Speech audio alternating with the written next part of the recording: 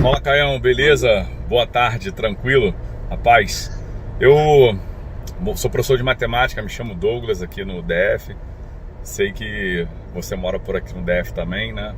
Quem sabe um dia, né, teria uma oportunidade aí da gente tomar um café junto, eu te conhecer, antes de eu ser levado embora, antes de eu morrer. Eu assisto muito seus vídeos, gosto muito dos seus vídeos mesmo. Muito esclarecedor, muitos textos que eu vejo lá no seu site, caiofabio.net. E eu estava lendo a respeito, acho que é Isaías 14, Ezequiel 28, falando a respeito de que Deus cria o mal. E lá no texto de Ezequiel 28, muitas traduções, muitas pessoas, né, você vai ver na internet, dizendo a respeito daquele texto que se refere a Satanás, que as pessoas chamam de Lúcifer. Na verdade, Lúcifer eu vi que é luz-bel, significa anjo de luz. E eu tenho uma dúvida, na verdade, parece de repente ser boba, mas todo mundo diz, o texto comumente é que todo mundo diz que Satanás era um anjo de luz, que caiu e tal, que ele estava no Éden. Aí, na verdade, não choca muito na minha cabeça essas indagações, porque a ideia que eu tenho, lendo esses dois textos, Ezequiel 28 e Isaías 14, é que Deus criou o próprio mal. Como fala que nunca houve verdade nele, foi homicida desde o princípio. Na minha intenção, acho que Deus criou o diabo já do jeito que ele é. Segundo o texto eu entendi, parece que Deus criou ele do jeito que ele é hoje, né? Tipo, homicida desde o início, desde o princípio, tá? Então não bate muito com aquela história de que ele foi um anjo que, né, viu iniquidade e que ele caiu, né? É isso mesmo? É a dúvida que eu tinha, pra tu poder me ajudar. Valeu, Caio, um grande abraço. Valeu, tamo junto. Quem sabe um dia aí, um cafezinho pra trocar um bate-papo. Valeu. Oi, Douglas. Vamos sim, um cafezinho depois disso tudo. A gente vai ali na padaria, onde eu sempre gosto de ir, tomar um cafezinho, tá bom? É isso aí. Agora, olha só, é, na realidade, a gente está lidando com aquilo que Paulo chama de mistério da iniquidade. Ele também fala do ministério da iniquidade e fala do mistério da iniquidade. E o livro do Apocalipse diz que não é para a gente ficar tentando buscar e entender as coisas profundas de Satanás.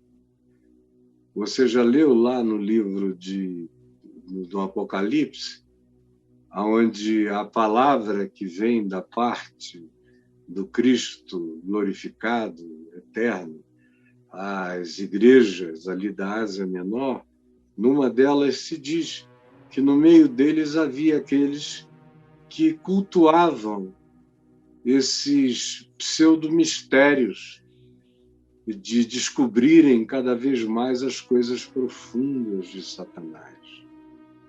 Tem aqueles que se dedicam a querer conhecer tudo sobre demônios, tudo sobre anjos, tudo sobre o diabo, e fazem disso um meio de vida, um modo de vida. Eles fazem e mapeiam o diabo. Só faltam colocar coleira de observação em demônio para observar o comportamento. E tem uns que tentam fazer a genealogia do espírito imundo. E são esses que, se você fizer essa pergunta a eles, eles vão te contar uma história, seja ela qual seja, mas eles têm uma narrativa. Para essas pessoas com essa mentalidade, tudo tem que ter uma narrativa. Tudo tem que ter. Tem que ter a genealogia de Satanás também. Tem que saber de onde ele veio. Tem que saber quem foi o pai dele. Porque filho de Deus é que ele não pode ter sido. Porque se fosse filho de Deus, como é que ele virou diabo? Bom, para mim esse não é um problema e essa não é uma questão. Porque eu sou um filho de Deus. E sei as vezes em que eu já virei diabo também. Eu sou um filho de Deus. E eu conheço o potencial humano de virar diabo todo dia. Então, não é esse o argumento. Se ele era filho de Deus, como é que ele, tendo sido criado em luz, como um querubim maravilhoso, brilhante, extraordinário, um ser de uma dimensão superior, como é que ele se transformou em diabo e Satanás? Sinceramente, eu não sei responder por ele. Ele já está aí há bilhões e bilhões e bilhões de anos e de eventuais atemporalidades em relação às medições do espaço-tempo. Ele fala por si, ele é mais do que adulto. Agora, eu falo de mim. E a partir de mim, eu sei que a gente pode se transformar em coisa muito ruim. Que se o coração se entregar às concupiscências, aos desejos do pensamento, do egocentrismo, do narcisismo, da carne, dos apetites vorazes, das paixões loucas, dos enfatuamentos que nos colocam em estados de descontrole pela via da gravidez emocional em relação a tudo aquilo que é produzido e engendrado no útero das nossas mentes e dos nossos pensamentos a partir de sementes ruins que nos fazem dar o fruto mal, parir o que é ruim. Eu sei que é para vigiar. Eu sei que quando Jesus disse vigiem, vigiem, vigiem, ele estava dizendo que qualquer um de nós pode se viciar em caminhos maus. Caminhos maus viciam. A adrenalina da traição, a adrenalina do engano, a adrenalina do roubo, a adrenalina da corrupção, a adrenalina da mentira, a adrenalina da fraude, do ludíbrio, todas essas excitações e os outros hormônios de excitamento são coquetéis nos quais nosso cérebro pode se viciar com uma rapidez extraordinária. E depois de um tempo, a pessoa que você conheceu de um modo se transforma em alguém de um outro jeito, que fica quase irreconhecível, ou às vezes, como eu já tive tristemente que identificar, irreconhecíveis. E aí, quando o indivíduo chega nesse estado em que ele sabe o que é verdade, como diz Paulo em Romanos, no capítulo 1, no verso 16, 17, 18, quando ele sabe o que é verdade, mas ele troca, ou ele opõe-se à verdade em favor da prática da mentira dentro dele mesmo, quanto mais ele faça assim, tanto mais quanto assim faça, mais isso vai se enraizar nele. Até que chega uma hora em que isso deixa de ser uma coisa que está te afetando e você passa a se tornar um com a coisa. Você já não sabe mais se distinguir do mal, da sombra, da escuridade dentro de você. Essa é a primeira coisa. A segunda coisa é que essa coisa de se Deus criou o mal, se não criou o mal, é uma questão também absolutamente irrelevante. Totalmente irrelevante. É fimose de anjo. Por uma única razão, eu não sei o que é criar o mal. Não sei o que é criar o bem. Eu vivo num mundo que já relativizou muito da minha interpretação. de modo que no curso da história eu já vi que muitas coisas que eu achei que seriam o mal se transformaram no bem que eu não esperava. E muitas coisas que eu chamei de bem se transformaram no mal que eu nunca imaginei. Então, justamente por isso, eu faço o bem que eu conheço, mas eu não elejo nenhum critério para julgar ninguém a partir de nada, porque eu não sei nem para mim. Quantas coisas na minha vida eu já quis e quis muito, e orei, e desejei, e pedi, e chamei de boas e de bem, e quase me destruíram. E quantas outras eu não quis e que foram as que me salvaram. Então, a segunda coisa é parar com essa importância dada ao bem ou ao mal como especulação. O bem a ser feito, todo mundo sabe qual é. Ama o teu próximo como a ti mesmo. O que tu queres que os outros te façam, faze tu primeiro a eles. Esse é o bem, você sabe disso. O resto é especulação. E o mal é a antítese disso, você sabe qual é. O resto é especulação. Agora, o mal que vai se transformar em bem, o bem que vai se transformar em mal, eu não sei.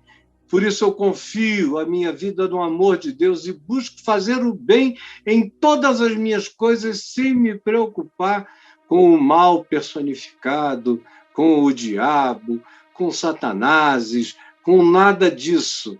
Eu só me ocupo do bem que eu posso fazer, que eu sei fazer, que eu não tenho titubeio quanto a discernir. E a última coisa que eu quero te dizer é que, para Deus, o Salmo 139 diz que as trevas e a luz são a mesma coisa. As trevas e a luz são a mesma coisa. Eu acabei de ler aqui um texto aqui no azulão. Se você fizer aquela puxada para cima, vai ler o texto todo, onde eu falo justamente disso. É justamente esse o assunto.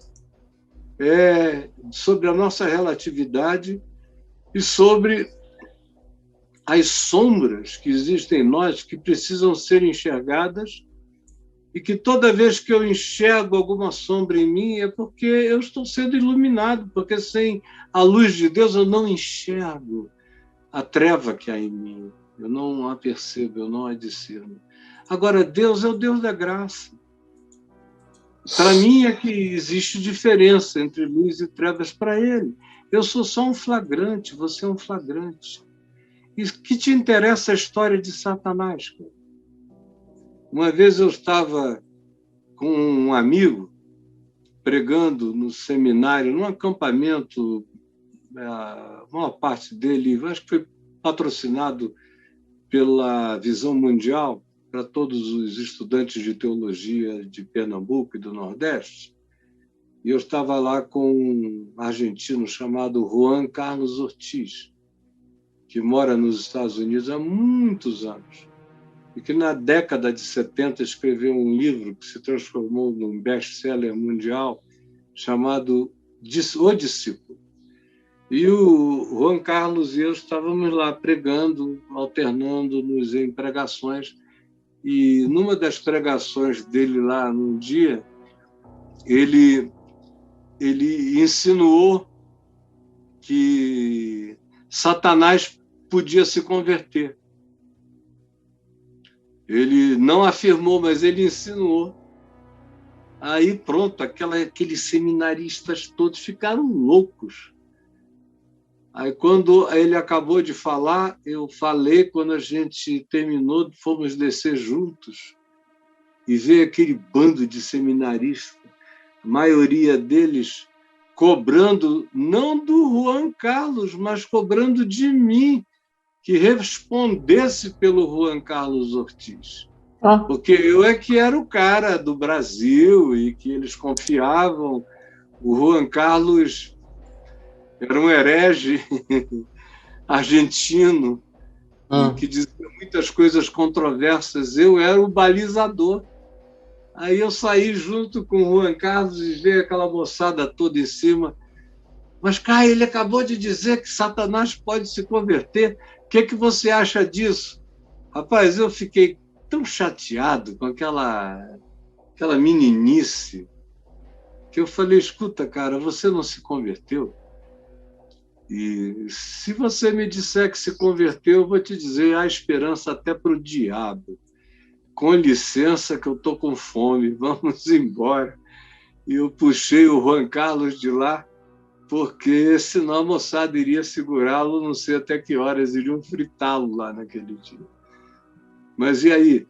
Eu só queria concluir, meu amigo, dizendo por que você não concentra o seu interesse em Jesus, no que está revelado, não no que não está revelado, e no que tanto faz como tanto fez. O único diabo que preocupa é aquele no qual eu posso me tornar. O único diabo que tem que te preocupar é esse no qual você pode se tornar. Então, essas questões são todas blefes. Nem Isaías, nem Ezequiel estão descrevendo uma narrativa de Satanás. Um está falando de Nabucodonosor, o outro está falando, Ezequiel, do rei de Tiro, que eram só arquetipias de soberbas e arrogâncias espirituais de natureza multidimensional, inclusive angelicais, inclusive luciferianas, se você quiser, que são as mesmas coisas que atingem os humanos.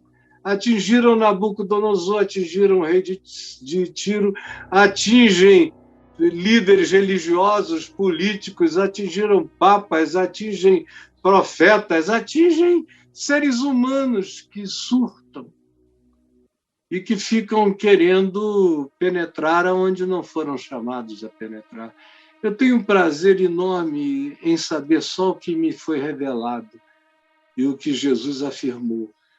Eu não tenho prazer em inferências que não se mantêm muito solidamente diante do escrutínio de uma certa abundância do mesmo significado, do mesmo espírito. Então, Satanás se ensoberbeceu e caiu.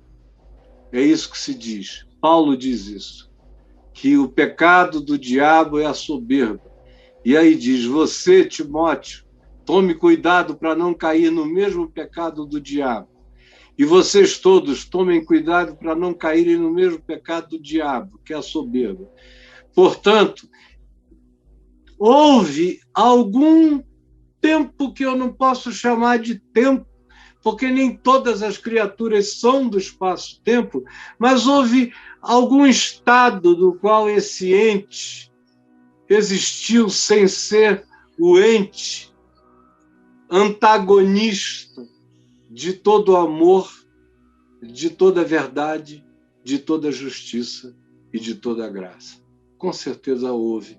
E o que o derrubou daí foi o ensoberbecimento acerca da sua própria glória, da sua própria inteligência, da sua sapiência, da sua superioridade, por ele ser uma criatura tão elevada que ele achava, semelhantemente a Nabucodonosor, semelhantemente ao rei de Tiro, semelhantemente aos outros reis da terra, semelhantemente aos Césares, semelhantemente aos Hitlers, semelhantemente aos mesmos deuses políticos contemporâneos com os mesmos surtos, semelhantemente aos mesmos seres que se acham querubins espirituais da fé, da guarda, da religião, semelhantemente a tudo que você vê, a tudo que você pode como ser humano, semelhantemente, o que se diz é tome cuidado,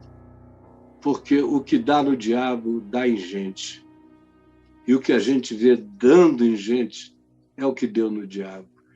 De modo que o melhor lugar para você saber sobre o diabo é olhando para as perversões, sutilezas, ambições, cobiças, devaneios, surtos, arrogâncias e soberbas do seu próprio coração.